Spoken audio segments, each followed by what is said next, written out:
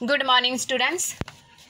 9th वाले बच्चे, सिद्धि हिंदी विद्यालय के इस ऑनलाइन क्लासेस में आपका हार्दिक स्वागत है।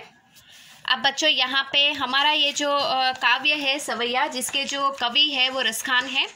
रसखान ने अपने इस काव्य के माध्यम से भगवान श्री कृष्ण की अनन्य भक्ति की है। पहला और दूसरा पद हमने देखा। पहले पद में यहाँ पे उन्होंने कहा कि मनुष्य बनकर, पशु बनकर, पक्षी बनकर, पत्थर बनकर वो श्री कृष्ण के समीप रहना चाहते हैं, अगर भगवान ने उनको ये अवसर दिया तो। फिर दूसरे पद में उन्होंने कहा है कि वो अपनी आंखों से वज्र के बाग, बगीचे, तालाब को देखना चाहते हैं। इतना ही नहीं, वो करील के वृक्ष के ऊपर जो लताएं हैं, इन लताओं से जो झोपड़ी बनाई जाती है उनमें वज्र में रहना चाहते हैं। और अगर उनके सामने ऐसे करोड़ों हीरे मोती के बने हुए महल भी रख दिए जाए तो भी वो उनके ऊपर न्योछावर करने को तैयार हैं। यहाँ पे दूसरे पद में ये बात बताई गई है। तीसरा और चौथा पद हमें इस साल अभ्यासक्रम में नहीं लेना है। अब यहाँ पे बच्चों सबसे पहले मैं आपको बता दूं कि जो मैंने ब्लैक पेन से सही का निशान किया है वो प्रश्न आपको करने हैं। वो प्रश्न आपको अपनी कॉपी में लिखने हैं। इसके अतिरिक्त जो बाकी के जो प्रश्न हैं वो आपको अपनी कॉपी में नहीं लिखने हैं, क्योंकि ये प्रश्न जो है वो तीसरे और चौथे पद में से हैं, जिसको हमें इस साल अभ्यासक्रम में नहीं पढ़ना है। अभ्यासक्रम की सूची में से इस साल सरकार ने उनको निकाल दिया है, तो हमें इस साल नहीं पढ़ना है। हम ब्लैक पेन से जो मैंने सही का निशान किया है वही प्रश्न की चर्चा करेंगे और उसी प्रश्न को हम अपनी कॉपी में लिखेंगे। ठीक है, तो ये प्रश्न जो यहाँ पे जिसकी हम चर्चा करेंगे बच्चों, वो प्रश्न उत्तर आपको अपनी कॉपी में लिखने हैं। अब यहाँ पे सबसे पहले तो पहला प्रश्न, वज्रभूमि के प्रति कवि का प्रेम किन किन रूपों में अभिव्यक्त हुआ है। ये प्रश्न ज़्यादातर परीक्षा में पूछा जाता है। तो यहाँ पे सबसे पहला जो प्रश्न है उसमें यहाँ पे लिखना है कि कवि श्री कृष्ण के अनन्य भक्त है।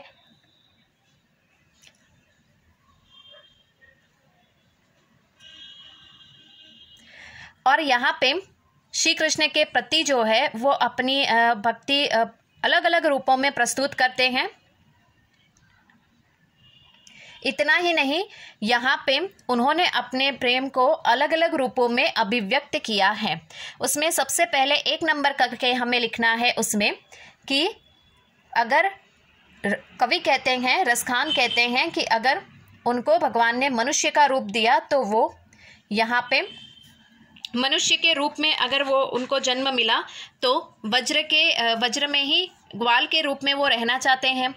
फिर 2 नंबर करके उसमें लिखना कि भगवान ने उनको पशु का रूप दिया तो वो नंद बाबा की गाय बनकर रहना चाहते हैं। 3 नंबर करके लिखना कि भगवान ने उनको पत्थर का रूप दिया तो वो गोवर्धन पर्वत का पत्थर बनना चाहते हैं, जिसको भगवान श्री कृष्ण ने अपनी तर्जनी पर उठाया था। 4 नंबर करके लिखना कि वो अगर भगवान ने उनको पक्षी का रूप दिया तो वो यमुना नदी के किनारे जो कदम का वृक्ष है उसकी डाल पर बैठकर वज्र को देखना चाहते हैं। और 5 नंबर करके लिखना कि कवि वज्र के वन, बाग और बगीचे को देखना चाहते हैं, उनके सौंदर्य को अधिक प्राप्त करना चाहते हैं। ठीक है, तो पहला जो प्रश्न है बच्चों, पहले प्रश्न के उत्तर में हमें इस तरह से लिखना है। वापस में यहाँ पे प्रश्नों का जो जवाब है वो आपको बताती हूँ कि वज्र के प्रति श्री कृष्ण की अलग अलग प्रकार श्री कृष्ण के प्रति कवि ने अपने अलग अलग रूपों में अभिव्यक्ति की है। यहाँ पे रसखान जो है वो श्री कृष्ण के अनन्य भक्त हैं। यहाँ पे 1 नंबर करके लिखना है कि अगर ईश्वर ने रसखान को अर्थात उनको मनुष्य का रूप दिया तो वो वज्र में ग्वाल बनकर रहना चाहते हैं। 2 नंबर करके लिखना कि अगर पशु का रूप दिया तो वो नंद की गाय बनकर रहना चाहते हैं। 3 नंबर करके लिखना कि अगर उनको पत्थर बनाया गया तो गोवर्धन पर्वत का पत्थर बनना चाहते हैं, जिसको भगवान श्री कृष्ण ने अपनी तर्जनी पर उठाया था। 4 नंबर करके लिखना कि अगर उनको पंछी का रूप मिला तो वो यमुना नदी के किनारे जो कदम का वृक्ष है उस पर बैठकर वज्र को देखना चाहते हैं। 5 नंबर करके लिखना कि वो वज्र के बाग, बगीचे और तालाब के सौंदर्य को निहारना चाहते हैं। तो बच्चों ये इतना हमें पहले प्रश्न के उत्तर में लिखना है। अब दूसरा प्रश्न, कवि का वज्र के वन, बाग और तालाब को निहारने के पीछे क्या कारण है। वापस एक बार दोहरा रही हूँ, ये प्रश्न भी पूछा गया है परीक्षा में।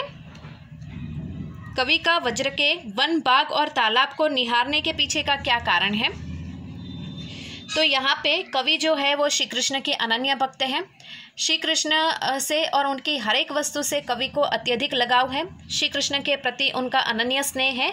श्री कृष्ण वज्र में ग्वाल बनकर गायों को चराते थे।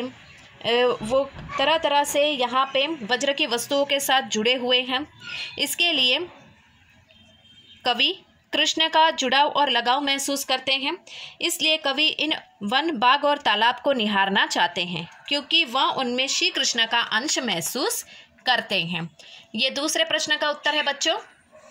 वापस दोहरा रही हूँ, ध्यान दीजिएगा कि कवि श्री कृष्ण के प्रति अनन्य भक्ति रखते थे। श्री कृष्ण और उनकी वस्तुओं के प्रति उनको अपार स्नेह था। इसके लिए श्री कृष्ण जो है वो वज्र में ग्वाल बनकर गायों को चराते थे, रास लीला करते थे। इसके लिए यहाँ पे ये सब महसूस करने के लिए, ये देखने के लिए यहाँ पे जो कवि है, ये कवि वज्र के बाग, बगीचे और तालाब को देखना चाहते हैं, क्योंकि इन सब वस्तुओं में वो श्री कृष्ण के अंश को महसूस करते हैं। तीसरा प्रश्न, एक लकुटी और कामरिया पर कवि सब कुछ न्योछावर करने को क्यों तैयार हैं? तो यहाँ पे पहले प्रश्न समझ लेते हैं कि एक लकड़ी और एक छोटे से कंबल के ऊपर कवि अपना सब कुछ क्यों त्याग करने के लिए तैयार हैं। तो उसमें लिखना है कि कवि श्री कृष्ण का अनन्य भक्त है। वह श्री कृष्ण की हर वस्तु से प्रेम करते हैं। श्री कृष्ण गायों को चराते समय एक लकड़ी और छोटा कंबल अपने साथ रखते थे। ये कोई साधारण वस्तु न होकर कृष्ण से संबंधित वस्तु थी। इसलिए कवि उन पर अपना सब कुछ न्योछावर करने को तैयार थे। बच्चों, ये तीसरे प्रश्न के उत्तर में हमें लिखना है। क्या लिखना है? वापस तीसरे प्रश्न का उत्तर मैं दोहरा रही हूँ, ध्यान दीजिएगा। कवि श्री कृष्ण के अनन्य भक्त थे। वह श्री कृष्ण की हर वस्तु से प्रेम करते थे। श्री कृष्ण गायों को चराते समय एक लकड़ी और छोटा कंबल साथ रखते थे। ये कोई साधारण वस्तु न होकर श्री कृष्ण से संबंधित वस्तु थी। इसलिए कवि उन पर सब कुछ न्योछावर करने को तैयार थे। अब चौथा प्रश्न नहीं करना, क्योंकि वो यहाँ पे बाकी के जो हमने पद इस साल अभ्यासक्रम में से निकाल दिए हैं उसके प्रश्न, इसके लिए हमें नहीं करना। पांचवा प्रश्न, आपके विचार से कवि पशु, पक्षी और पहाड़ के रूप में भी कृष्ण का सानिध्य क्यों प्राप्त करना चाहते हैं? हमसे पूछा गया है कि हमें बताना है कि आपकी दृष्टि से, कि हमें सोचकर बताना है कि कवि पशु, पक्षी और पहाड़ के रूप में कृष्ण के समीप क्यों रहना चाहते हैं। तो पांचवें प्रश्न के उत्तर में हमें लिखना है, ध्यान दीजिएगा बच्चों।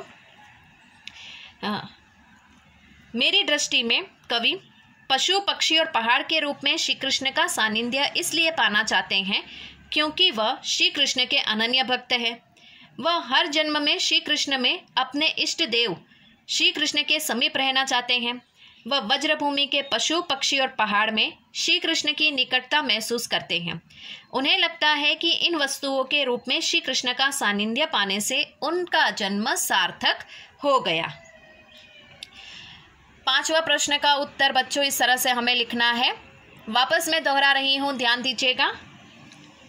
मेरी दृष्टि से कवि पशु, पक्षी और पहाड़ के रूप में श्री कृष्ण का सानिध्य इसलिए पाना चाहते हैं क्योंकि वह श्री कृष्ण के क्योंकि श्री कृष्ण का प्रति उनको अनन्य स्नेह है।